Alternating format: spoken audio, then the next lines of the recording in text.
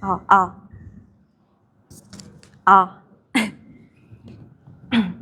Hello everyone, I'm Hyojoo Sun from grade 11, and I'm going to talk about my journey to finding a home away from home. Have you ever found yourself in a situation where everything around you felt unfamiliar? Like being dropped into a completely new world without a map or guidebook? That's exactly how I felt when I first came to Malaysia to study abroad. Today, I want to share the story with you. When I first heard that I'll be moving to Malaysia, honestly, I didn't want to go. The idea of leaving Korea, my home, felt unreal. I had never imagined to studying abroad, and since none of my friends or family had ever done it, I didn't have anyone to ask for advice. In January 2023, I stepped into a whole new world, an international school in Malaysia. Unlike Korea, where the school year starts in March, international schools begins their second semester right after the winter break. While my friends in Korea were starting a new academic year, I was joining midway through an already half-finished semester. I had no friends, and to make matters worse, classes were well underway. At first, oh, at first, I found myself constantly wearing a mask, not just because COVID-19 hadn't fully ended, but because I had grown used to it. During the pandemic, I barely went outside, and over those 2 years, I became more introverted. In elementary school, I had been an outgoing person, but middle school, starting right after COVID hit, I didn't have many chance to meet new people. Unlike international schools, Korean schools don't keep their students in the same school from elementary to high school. So I was already used to change, but this was different. My confidence plummeted, and without realizing it, I became withdrawn, avoiding social interactions. I even kept my mask on during PE class, even when I was sweating and out of breath. It wasn't just about COVID anymore.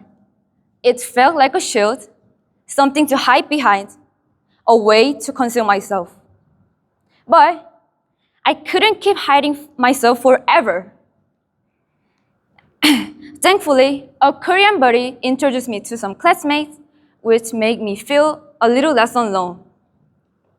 Slowly but steadily, I began building connections.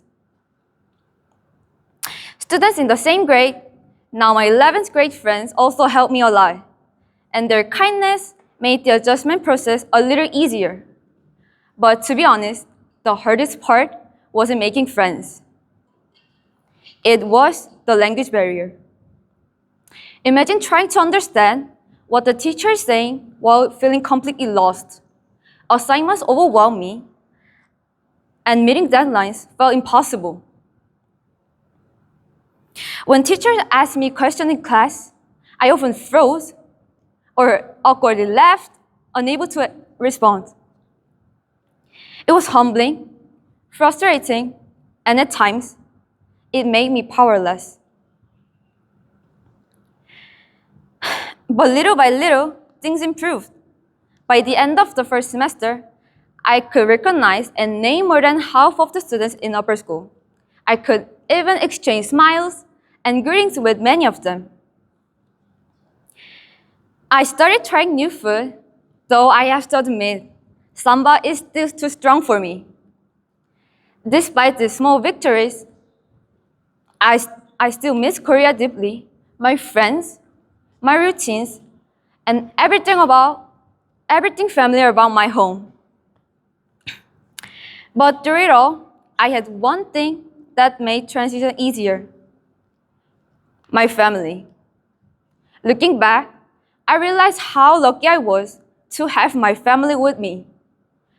My parents navigate school life, encouraged me when I struggled, and made sure home still felt like home, even in a new country. If it had just been me and my younger brother moving here alone, I don't think I could have even attempted to adjust. I'm especially grateful to my parents for their unwavering support and their sacrifices, always putting our well-being first. Without them, adjusting new country would have felt impossible. That's why I have so much respect for students who study abroad alone. It takes a level of courage what I can imagine. Let me share what I've learned from this experience. The hardest part for me, and I think for many students abroad, was the language barrier.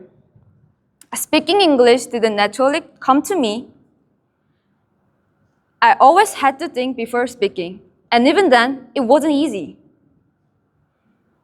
But one thing I've come to understand is that language is not a wall, it's a bridge. It is a tool we need to navigate new environments and connect with people.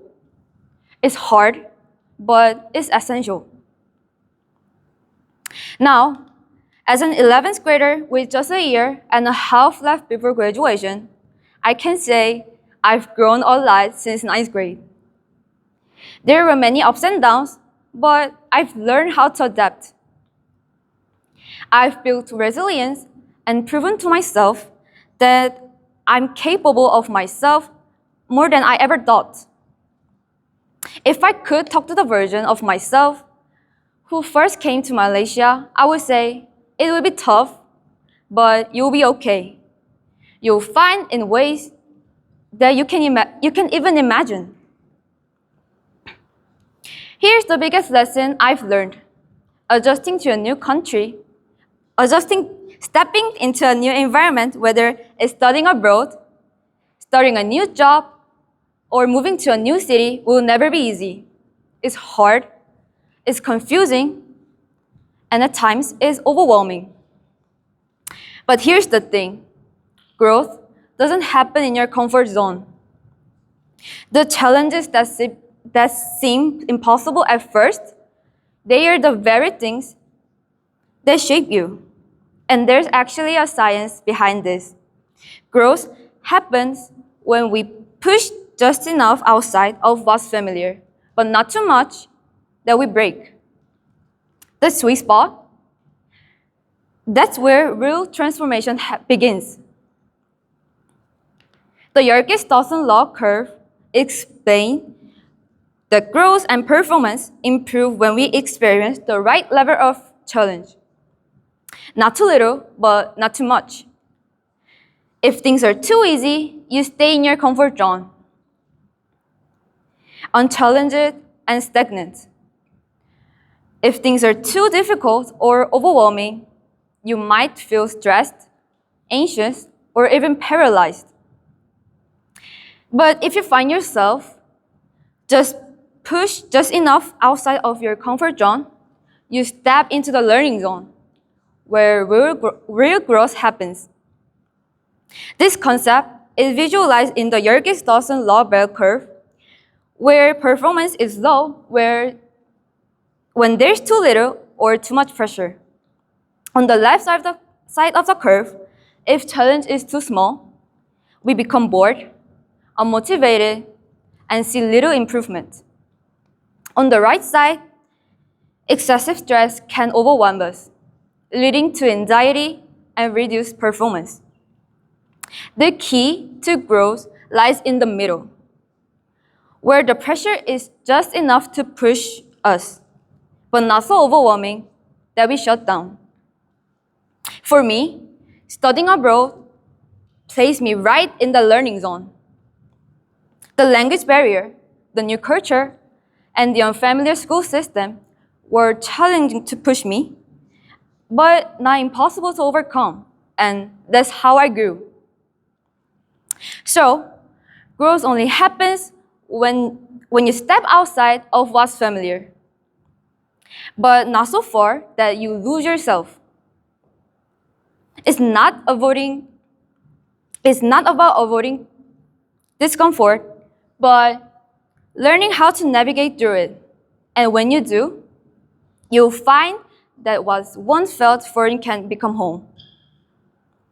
I hope it inspires you to embrace challenges and use them as stepping stones for growth. Thank you for listening to my story.